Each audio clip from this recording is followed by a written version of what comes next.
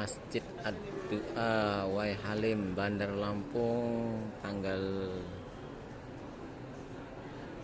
18 Agustus 2024. Jamaah membludak dalam kajian bersama Ustadz Adi Hidayat dilaksanakan ba'da asar.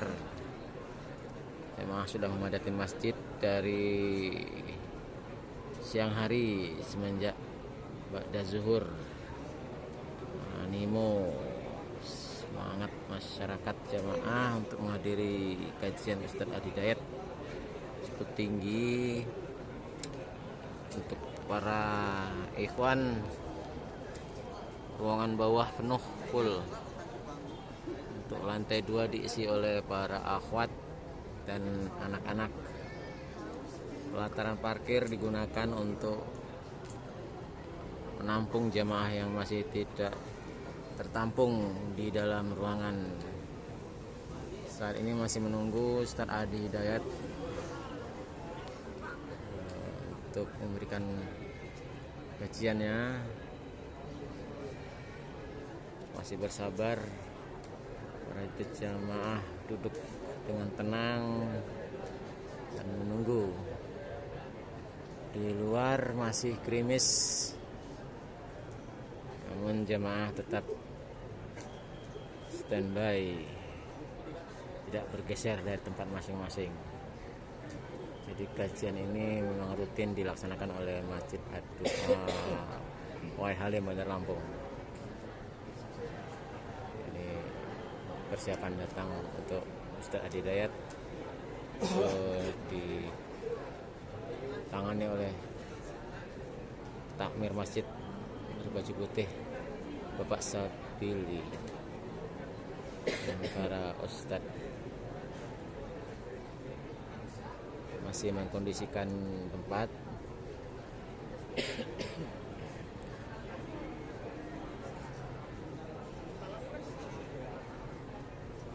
Ya, jadi Masjid Ad-Du'a Wai Halim, Bandar Lampung selalu mengadakan kajian dengan Ustadz Adi Hidayat secara rutin ya. Ya, ini kita lihat sama-sama Ustadz Adi Hidayat telah hadir di tengah-tengah jamaah, disambut dengan takbir dan ucapan hamdalah. Baik, sama-sama kita coba perhatikan dan dengarkan penyambutan beliau. Assalamualaikum warahmatullahi wabarakatuh.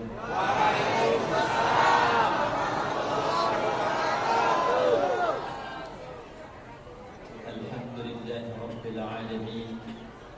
Wassalatu wassalamu ala nabiyyina Muhammadin Rasulil Amin, An-Nabiyil Mubin, wa ala alihi wa sahbihi wa dhurriyyatihi wa ummatihi ila yaumiddin, wa ba'd. Ya ibadallah, usi nafsi wa iyyakum bi taqwallahi faqad faza al-muttaqun. Fala tamutunna illa wa antum muslimun. Faqala ta'ala: يا أيها الذين آمنوا اتقوا الله حق تقاته ولا تموتن إلا وأنتم مسلمون. Hadirin keluargaku yang berada di Lampung, khususnya di sore hari ini, apa kabar semuanya? Alhamdulillah. Semoga semua kita tanpa kecuali disehatkan oleh Allah Subhanahu wa taala. Amin. Diberikan kemudahan dalam beraktivitas. Dan yang paling penting mendapatkan hidayah dan taufik Allah dalam menjalani aktivitas kehidupan kita. Ini yang sekarang mahal. Tidak semua orang yang berkehidupan di dunia mampu mendapatkan petunjuk-petunjuk dari Allah yang mengiringi aktivitas kehidupannya. Bagaimana kita menatap dan tatapan kita dibimbing oleh Allah supaya benar cara menatapnya. Bagaimana kita berbicara dan cara bicara kita dibimbing oleh Allah supaya bicaranya bernilai baik dan bermaslahat dalam kehidupan. Sedemikian sampai ke ujung kaki, dari kepala sampai ujung kaki. Maka orang-orang yang terbimbing oleh Allah dalam aktivitas kehidupannya dijadikanlah sebagai hamba Allah yang punya sifat kasih yang dalam. Itulah yang menjadikan kemudian Salah satunya penetapan di surah Al-Furqan yang sering dibaca itu, wa ibadur rahmanil ladzina yamshuna 'alal ardi hauna. Maka menjadilah pribadi itu sebagai ibadur rahman. Tidak ada cara yang paling baik untuk menjadi ibadur rahman itu kecuali kita mencoba untuk belajar dan meneladani tuntunan yang dibawa oleh sosok mulia Rasul paling agung yang dikasihi oleh Allah Subhanahu wa taala, yaitu Nabi Muhammad sallallahu alaihi wasallam. Untuk itu, di waktu yang singkat ini kita akan fokus, tenang, belajar tentang tuntunan keseharian Nabi sallallahu alaihi wasallam yang disebut dengan As-Sunnah An-Nabawiyah. Bagaimana Rasul sallallahu alaihi wasallam mengajarkan kita beraktivitas mulai bangun tidur sampai dengan tidur kembali. Hari ini saya minta maaf karena kita memulai di waktu yang agak berbeda. Yang pertama, kita baru masuki hari kemerdekaan yang ke-79.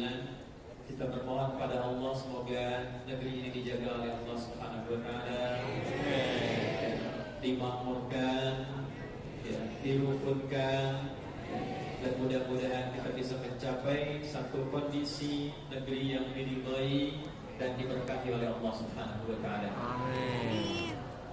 Yang kedua, saya tadi sebelum memulai, alhamdulillah kita dapat hadiah kemerdekaan yang indah dengan bergabungnya salah satu saudara kita untuk masuk Islam di sore hari ini. Tidak usah naik begini karena sudah tadi syahadatnya di belakang, ya. Sudah selesai, sudah bersyahadat. Alhamdulillah hari ini kita punya satu keluarga yang baru. Mudah-mudahan beliau dijaga istiqamah sampai kembali kepada Allah. Baik, untuk hari ini kita akan coba lanjutkan kajian kita di pertemuan sebelumnya tentang kegiatan Nabi Sallallahu Alaihi Wasallam dari rangkaian bangun tidur beliau.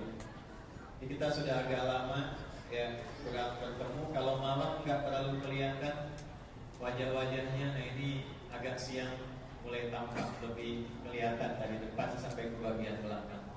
Ya, saya suka diajarkan kalau ngajar itu tatap dulu wajah-wajah itu supaya nanti kalau malam berdoa terbayang gitu. Nah, ini ya. Jadi kalau kita mendoakan malam-malam itu bayang ya, wajah yang ngantuk, wajah yang lapar gitu, ya. Tapi umumnya wajah orang-orang yang semangat beribadah kepada Allah Subhanahu wa taala. Baik, di pertemuan terakhir yang lalu kita telah sampai pada aktivitas merencanakan kegiatan. Setelah bangun dari tidur, masih ingat urutannya? Duduk terlebih dahulu, menghilangkan bekas ngantuk, kemudian membacakan 10 sampai 11 ayat terakhir surah Al-Imran dari ayat 190 sampai dengan ayat 200. Nah, dalam membaca ini kita telah uraikan maksud membaca itu apa? Apakah sekedar dibacakan sebagai tilawah saja atau membawa bacaan itu sebagai panduan berkehidupan? Perhatikan cara membacanya. Karena ingat yang paling penting. Posisikan seluruh ayat dalam Al-Quran dan hadis yang disampaikan oleh Nabi Muhammad SAW sebagai pedoman berkehidupan. Itu poinnya. Jadi kalau kita baca Al-Quran, posisikan bacaan itu sebagai pedoman berkehidupan, bukan hanya sekedar ayat yang dibaca. Itu bedanya Al-Quran dengan bacaan-bacaan lain. Itulah sebabnya ketika Al-Quran diturunkan, keterangan pertama yang tegas disampaikan oleh Allah, kalimatnya adalah pedoman hidup. Di Quran surah kedua Al-Baqarah di ayat 185, Al-Quran diturunkan di bulan terbaik, di malam yang terbaik, di hari yang terbaik untuk membawa petunjuk terbaik. Syahrul Ramadan alladzi unzila fihi al-Quran hudan lin-nas. Itu poinnya. Di bulan Ramadan yang kita menunaikan puasa itu, keutamaan pokoknya adalah bulan itulah saat diturunkannya Al-Quran yang membawa fungsi utama sebagai pedoman berkehidupan. Jadi posisikan kalau kita baca Al-Quran 6.236 ayat, 30 juz, 114 surah, itu dari Al-Fatihah sampai dengan An-Nas, isinya bukan sekadar bacaan. Dibaca itu supaya tahu isinya, diketahui isinya itu supaya digunakan untuk berkehidupan. Karena itu di Quran itu mengatur semua bagian hidup kita. Dari yang sederhana bagaimana cara bicara, cara memandang, sampai yang paling kompleks, cara berumah tangga seperti apa, ya, cara menjalin hidup bertetangga bagaimana, cara bekerja yang baik bagaimana.